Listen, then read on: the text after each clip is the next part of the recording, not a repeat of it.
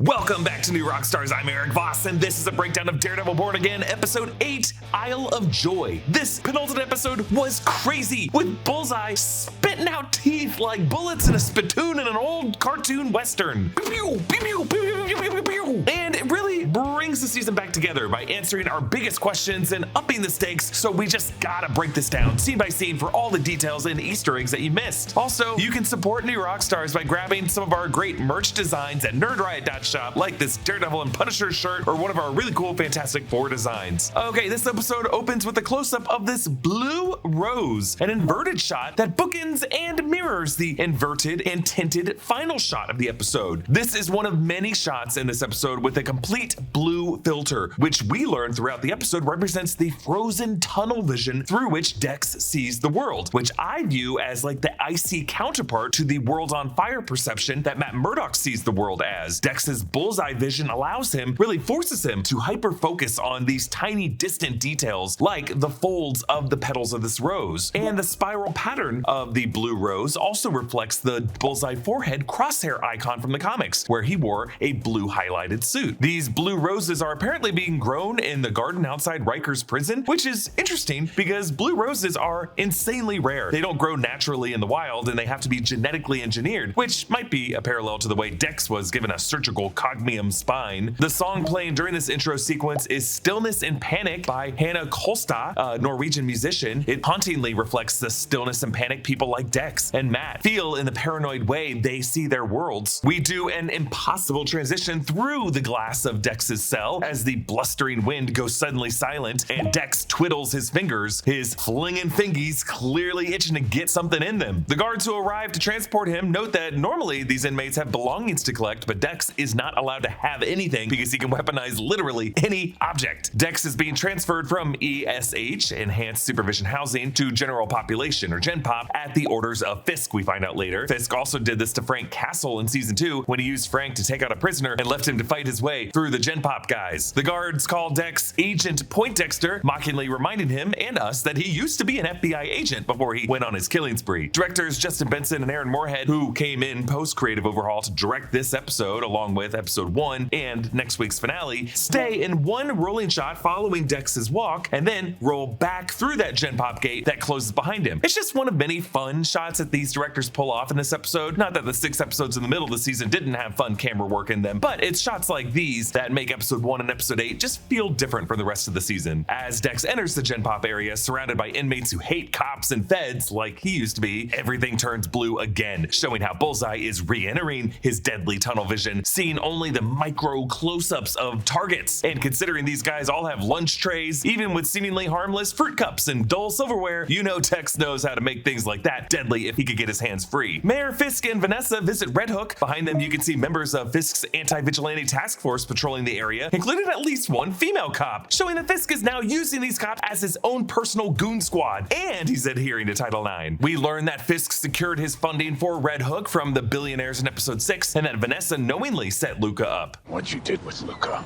He was a punk playing at a throne. Heather and Matt argue about the domino effect of vigilante violence. I think I'm finally starting to understand how that violence, it just transfers from Daredevil to Muse to me. Not sure you can put Muse and Daredevil in the same category. Heather is doing the same mental clumping of heroic vigilantes and murderous serial killers that Fisk has done in his various anti-vigilante press comments. And Heather even goes further. They're just these underdeveloped boys hiding behind masks, trying to make it look like something more sophisticated. She calls them boys. Heather is doing that same kind of infantilizing that Frank Castle did to his fans. And I think it might come from Heather being a little let down to realize that the feared serial killer known as Muse was actually Nosebleedy Bastion. And this is kind of her own way of reclaiming power over someone who did nearly kill her. Buck arrives asking for Heather, and this is clearly a threat from Kingpin and his goons. We know where you live, Matt Murdock. Episode 6 ended with Fisk heading down the steps to where he keeps Adam. Now he and Vanessa descended together in a staircase that must have a kind of time warp that causes you to walk down in slow motion. It wasn't clear before where in New York this was, but now we know that Fisk's lair is in Red Hook, which is now just established as like his own lawless free port. Fisk leads Vanessa past the blood-spattered rabbit in a snowstorm painting. Vanessa was there in the battle at the Presidential Hotel at the end of Daredevil Season 3. This painting, in its original pure white form, was a symbol of her and Fisk's love, but now stained with blood, it really represents the consummation culmination of their violent partnership. Adam says, I shouldn't be here. I just find it interesting that Dex said the same thing at the top of the episode. I'm not supposed to be here. It's just a fun little parallel for the two-hand talented men that Fisk has behind bars. Fisk says, I hear his voice. I see his hands. It's unbearable. And the focus shifts to the foreground to Fisk's own hands fidgeting, instinctively seeking a hammer to grasp. We intercut between Fisk and Vanessa and Matt and Heather as Matt pleads with Heather to not let Fisk co-opt her life and rather both of their lives, while Vanessa willingly lets herself be the hammer of Fisk's hand, shooting Adam a few times to the chest, spraying the wall red with blood like the painting, and just for good measure, finishing the guy off with a brutal headshot. Afterwards, Vanessa takes a moment with the gun still in her hand. Yes, I love this little nonverbal beat because a violent mind like Wilson Fisk can see when a seed of bloodlust takes root in another, and he is not keen to give his partner any ideas should she ever decide to turn on him. Fisk holds Vanessa and promises he'll never leave her again, and this shot seemingly romantically blurs the couple in the foreground, but really it's just so that we can shift focus to Adam's corpse between them in the background, which is also just creepy because this actor played D'Onofrio's son in the movie Thumbsucker. But also the way Fisk grabs her head feels kind of like a smothering, clawing gesture, right? Like the grip he would try to get if he was about to twist her neck. You know, the Scarlet Witch on Professor X grip. Mayor Fisk celebrates the positive press coverage from the task force taking credit for Muse's death. We see the New York Examiner stop and fisked. Muse was minutes away from slaying again. Stop and frisk is, of course, the term for the controversial policing method that many say in practice has resulted in increased racial profiling. So it seems like the Examiner is kind of reclaiming the term as now an objectively positive thing. But also in Daredevil Season 3, an anti-Fisk protester sign read, "Stop and Fisk him." So this is some wordplay we've seen before, but in a more critical context at that time. The New York Criterion that we see on the desk has a photo of Fisk's press conference. Beside that, the New York Bulletin, that was Ben Urich's publication, where Karen later worked as a researcher, posting Mayor gets his, and I think it's either Mayor gets his man or Mayor gets his muse. And then a fourth paper, the Manhattan something. Fisk promotes Daniel Blake to Deputy Mayor of Communications to make him his liaison to the city council. Daniel's the future of this city. Why would we stand in the way of it? I will work night and day for you. Sir, I will burn for you. I know you will. I will burn for you? This feels like foreshadowing, right? If not for this season, maybe in season 2. Fisk also confirms to Sheila that Vanessa verified that this desk really did belong to past Mayor Fiorella LaGuardia, calling back their conversation in episode 2. But I think this is also his way of telling Sheila, you told me I needed to bring Vanessa back into my public life. And while you have not seen my Shelley Miscavige, we have fixed things behind the scenes and we are back on a team just in a terrifying way you don't know about. We learn that Kirsten and Matt's client, Madison, is being accused of defrauding teachers, which tells us why Matt's previous legal tactic was to poison the opposing counsel, not go after the poor teachers who were the plaintiffs, but rather go after their lawyers for not providing them adequate counsel. But from douchey Madison's rudeness and hearing from his heartbeat that he was definitely lying about whether or not he knowingly defrauded the teachers, Matt goes off on him. This is all part of Matt's crisis of confidence. He says it with Hector Ayala, poor Carmel Corn, Leroy Bradford, and Heather getting assaulted by Muse, and now Madison ripping off teachers. They're not serving justice, they're babysitting chaos. Which, interestingly, is kind of like a motto that the Marvel Cinematic Universe's TVA is operating by now, right? They're no longer serving justice, they're just babysitting chaos and letting the multiverse chaotically play out in whatever weed-filled garden it wants to be. Matt returns to Josie's bar, which has been closed ever since Foggy's death. I assume because Foggy died before paying his tab. The window's covered in newspaper. You can see posters for Toby Dalton's album release and Spencer Giles at the Bowery Ballroom. Spencer Giles is a costume designer on the show. There's also signs for Taveras and a play called The Afterglow. Now, the O'Melvany's whiskey that Foggy was drinking becomes an important clue in this scene, but a different bottle, the single Scotch whiskey from episode 4 that Matt heard rolling down the alley into the gutter in the area where Hector was killed, was branded O'Haron's, which many online have pointed out was a brand of Scotch whiskey that showed up in several Marvel television titles, including Agents of S.H.I.E.L.D., Agent Carter, Daredevil, Jessica Jones, Punisher, all those shows, as well as Cloak and Dagger, and Hellstrom. Yes, even Hellstrom. Josie brings out Foggy's bottle of O'Melvanese that he never finished in episode 1. Matt knows that Foggy would only be drinking that if Foggy was celebrating something, and realizes he must have been celebrating some kind of break in the case with Dumb Benny, and realizes that there was some kind of legal victory coming that Matt did not know about, and that must be why Foggy was killed. So yes, apparently this guy's name is Dumb Benny, D-U-M-B space B-E-N-N-Y. We never see this character, we only hear him over the phone, and I think it's kind of mean that they call him Dumb Benny considering he's one of their clients. But just to get a recap what we knew about Dumb Benny from episode 1. What about Dumb Benny? You heard about that? Everyone has heard about that. The guy rips off a bonded warehouse, gets caught on surveillance, and then he tells the cops he found... Now, in that moment, we never heard what Dumb Benny told the cops he had found because Foggy got cut off. But then, later, Foggy told Matt this. It's Benny. After that thing in Red Hook, he said he was getting threats, so I stashed him.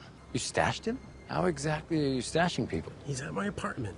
It's just down the street. This episode confirms that Dumb Benny was one of Foggy's clients when they all worked together at Nelson, Murdock, and Page, and Dumb Benny had robbed a warehouse in Red Hook. And Red Hook was where Vanessa Fisk was running various criminal operations through her connections with the 5 families, including Victor, Devlin, and Luca. When Dumb Benny was arrested, he offered to tell the cops other criminal activity he saw in Red Hook, which then got him some threats from these connections in the 5 families. But presumably, Foggy must not have known that Vanessa Fisk was the criminal his client was about to expose, because that would have nullified the terms of Matt's agreement with Fisk at the end of Daredevil season 3, when Matt told Wilson Fisk that if he ever came after Foggy and Karen, then they'd stitch on Vanessa for, you know, what she did, telling Dex to kill FBI agent Nadim. So Foggy must have just thought his client was ratting out people like Luca and Victor and did not know that Luca and Victor were connected to Vanessa Fisk. Otherwise, I don't think he would have crossed that line. Now, this whole connection with Bullseye, Foggy, Dumb Benny, and the O'Melvanese bottle, these were all things added to the season and the rewritten episodes of 1 and 8. So that's why this subplot mystery kind of disappeared from the show throughout episodes 2 through 7, until that one moment Frank Castle brought up Foggy's name in episode 4, but that's only because that scene was also part of the reshoots. This leads to Matt visiting Ben Pointdexter, Dex in prison, and it's not immediately clear if Dex knows in this moment or remembers that Matt is the same person as Daredevil. I had assumed that Dex knew this information. In the season 3 finale, Dex was in that same location, just across the room, his back broken, but still conscious when Matt unmasked himself to face Fisk. I had also suspected before that Fisk might have told Dex that Matt was Daredevil earlier in the season, because that would have motivated Dex attacking the church when he killed Father Lantom. I also feel that when Vanessa sent Dex after Foggy, to him it would have been the Nelson from Nelson, Murdock, and Page that the Fisks made the Daredevil truce with. But let's clarify that it has never been explicitly stated whether or not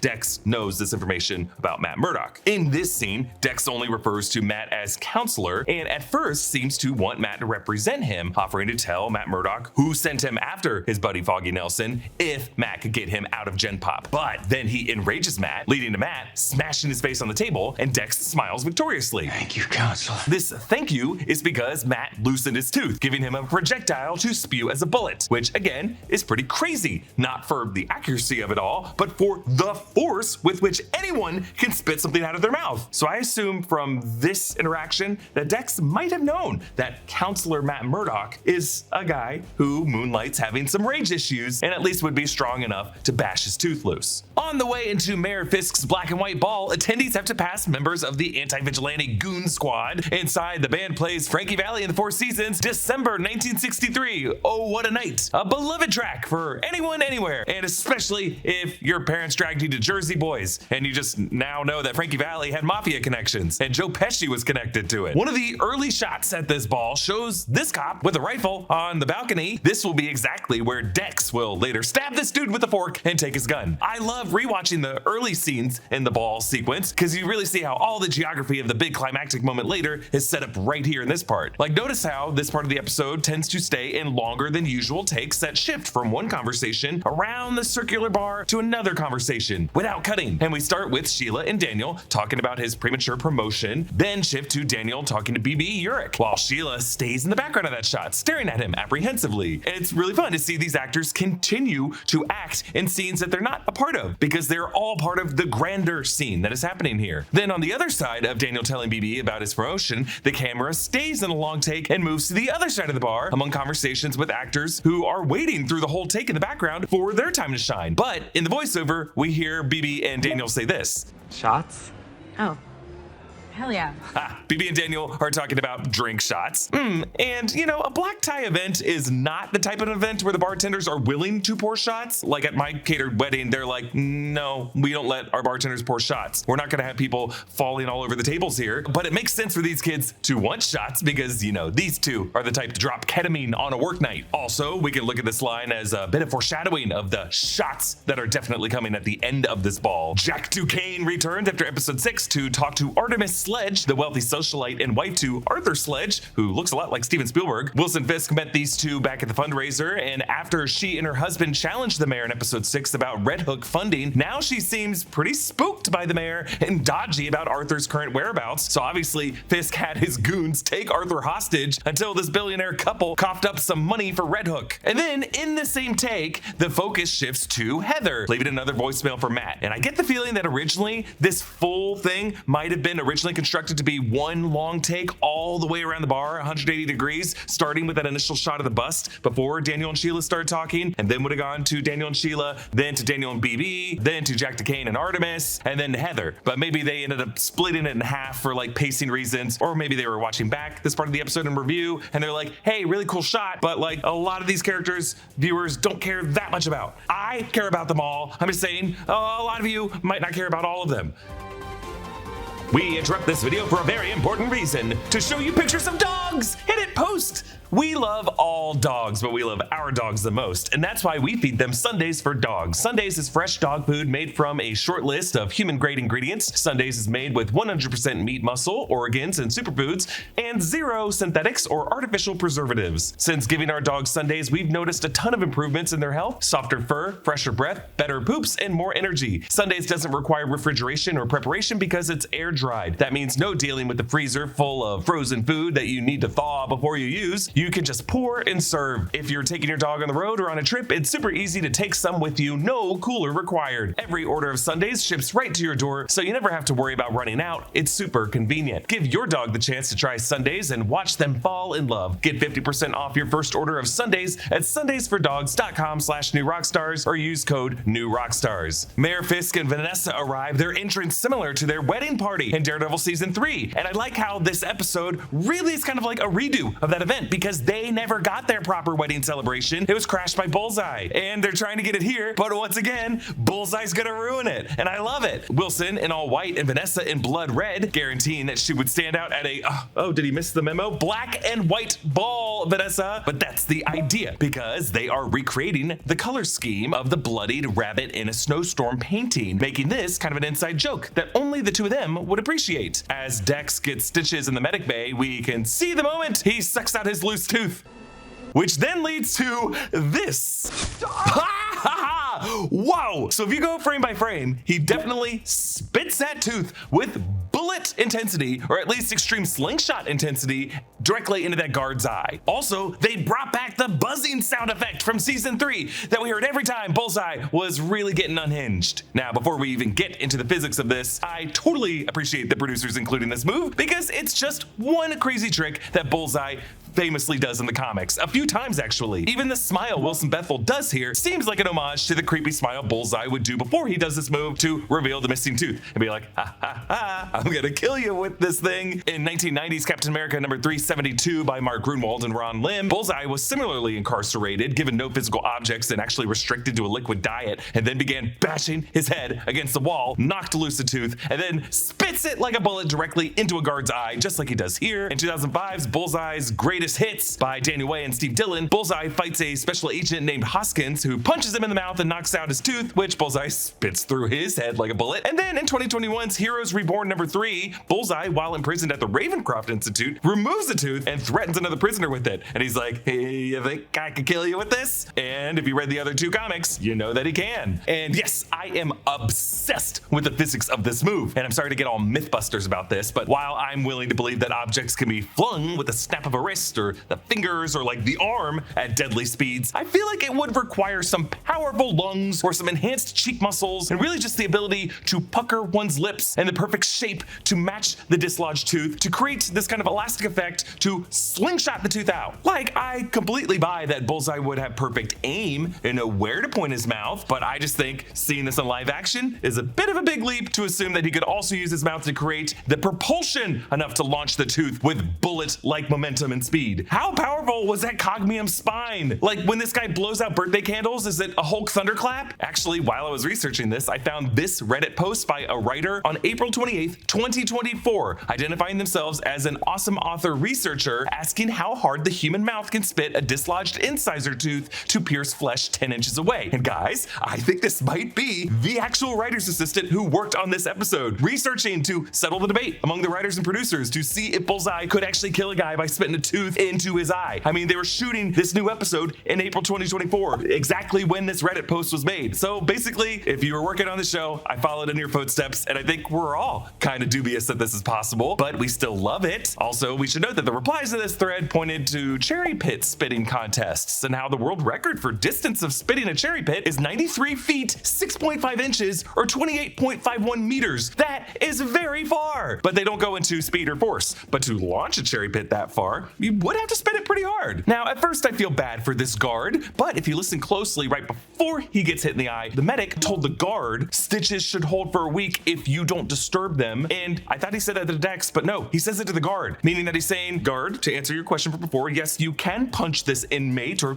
stand by while some Gen Pop guys punch him, but try to avoid the stitches to avoid a bloody mess, because I just put these in. So after this, within seconds, Dex frees himself from the restraints and he grabs some medical tools for his stitches and then hurls them at the doctor and the other guard, and his world turns blue because now he's in control. Everything in his sight is weaponizable projectiles. After this, he uses the prison guard's uniform and security badge to walk out of prison and is only met with a rough day, huh? From another guard who I guess notices his injuries and his scowl. Vanessa tells Heather that they are done with therapy. Sins of the past are dead and buried for both of us. Sins of the past, dead and buried, of course referring to Adam, and she thinks perhaps using Bullseye to kill Foggy, but that sin of the past is about to come back in full force. Matt Murdock arrives late to the ball, fashionably late, and while his entrance doesn't turn as many heads as Fisk's entrance did, it does get the attention of Cole North, of Vanessa, another goon cop, and then Fisk. So I like how Matt does a performative bump into another guest because he doesn't know what Mayor Fisk has told his goon squad about his actual abilities. By the time he approaches Fisk, Cole North has now repositioned to be right behind the mayor. As Heather scolds him for being late, ignoring her calls, and visiting Dex, Matt tunes her out to eavesdrop on Jacques and Fisk. See, women think that when men tune them out, we're thinking about the Roman Empire. No. We are thinking about Kingpin, and the guy who played one of the best characters on Better Call Saul, playing, well, this guy in the MCU. Fisk pulls Jacques aside to ask him for money for Red Hook, casually dropping that he knows he's the swordsman. Now, how does Fisk know this? I'm wondering if he might have sourced this information from the BB report footage of Swordsman that we saw earlier this season, and then had some researcher like Daniel Blake match the outfit and the sword fighting skills with some CCTV footage of Jack Duquesne swashbuckling in the Battle of 30 Rockefeller Center in the Hawkeye finale. Jack asks, Is that a threat? No, of course not. It's merely a warning. Yes, this is the same dialogue but reversed from when they talked back in episode 6. That's a threat. No. It's a warning. And when they stand facing each other, Fisk towers over Jack. Vincent D'Onofrio is reportedly 6 feet 4 inches. Tony Dalton is reportedly 6 feet exactly, but that might just be because there's this weird anomaly where literally no adult man in existence on this planet is 5'11". Still, since Fisk seems at least 8 inches taller than Jack here, I'm guessing they had D'Onofrio on an apple box to make him even taller to pay off the low angles when Jack was seated looking up at the towering standing Fisk. Fisk notices a reporter who snaps some photos with his phone of him with Jack, a reporter who foolishly uses a flash and a very loud shutter sound effect on his phone. Fisk sends Powell and Poland after the reporter, which is kind of like the opening sequence of The Godfather when a photographer gets roughed up after taking the wrong photos. But I bet the photographer in this episode wishes he was that photographer because all that photographer had was just some, exposed negatives. Instead, Powell, who seemed to be given enough close-ups looking uncertain during the past Goon Squad scenes to make me think he might be redeemed on the series, takes all those hopes to Flavortown, trademark. You have the right to have a real hard time wiping your own ass for the rest of your life.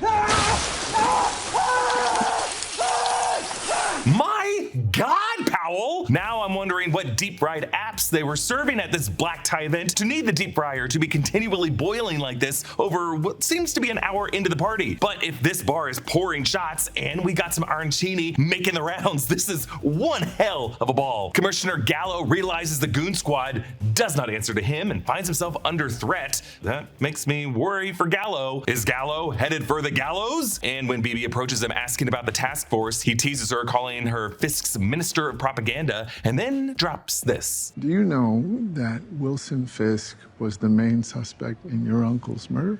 Why do you think I'm here? Not everything I write is under my name.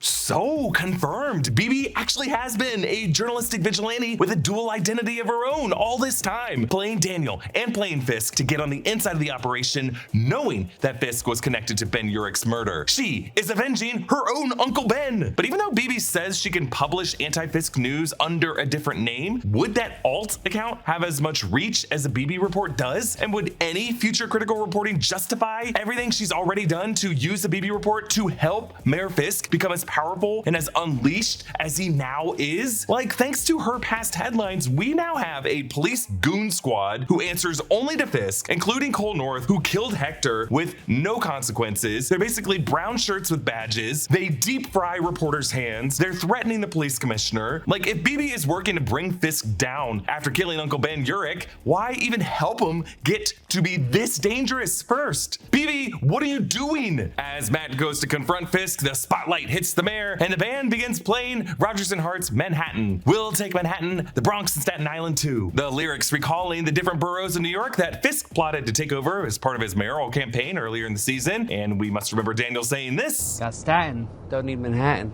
Fisk and Vanessa's dancing reflects in the lenses of Matt's glasses as the music slows and distorts. This same couple's first dance at their wedding party in Daredevil Season 3 is what happened right before Bullseye crashed that party. Matt warns. Heather, he is a monster. You're not safe.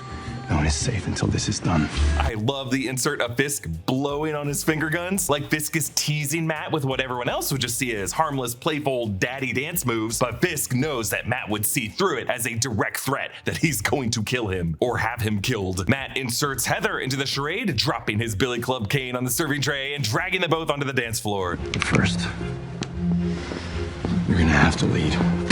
But Fisk shows that he noticed Matt eavesdropping on him from across the room earlier by now whispering so low that only Matt can hear. What were you looking for? Devil. Told you there'd be consequences. I love it. It's kind of like they're speaking on an exclusive radio frequency. And Fisk, by saying this, is recalling their meeting at the diner back in episode 1 when he warned Matt not to interfere. Buck gets a call from his contact at the prison. Please just tell me he's dead. No. He escaped.